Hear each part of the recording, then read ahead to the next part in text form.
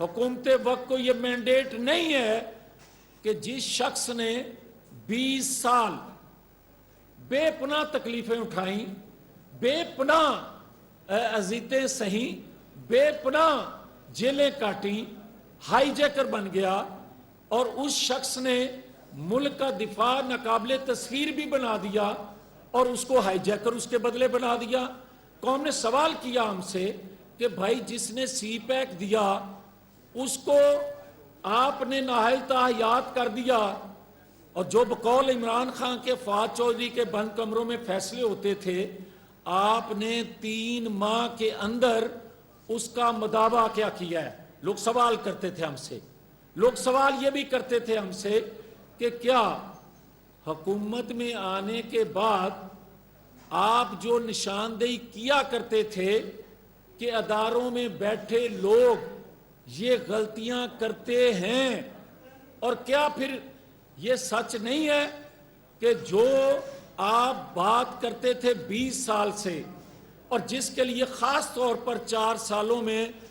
قوم نے، party voter supporter نے جیلیں کاٹی، مقدمات بنے، انہوں نے اس آس کے لیے، اس امید کے لیے کہ ہماری قربانی سے نظام درست ہو جائے گا، ہماری قربانی سے ان غلطیوں کی تلافی ہو جائے گی، ہم تو قربان ہو جائیں گے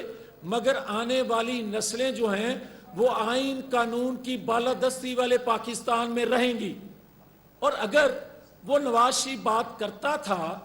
تو اس کو تو میڈیا پہ بلیک آؤٹ کر دیا گیا، اور جو شخص اس سے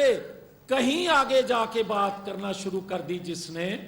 جس نے اداروں کے لوگوں کا نام لے لے کر باتیں کی اور وہ انٹرم بیل کروائے، اور میں نے اپنی زندگی میں یہ نہیں دیکھا کہ انٹرم بیل جو ہے وہ 25 دن کی ملے کسی کو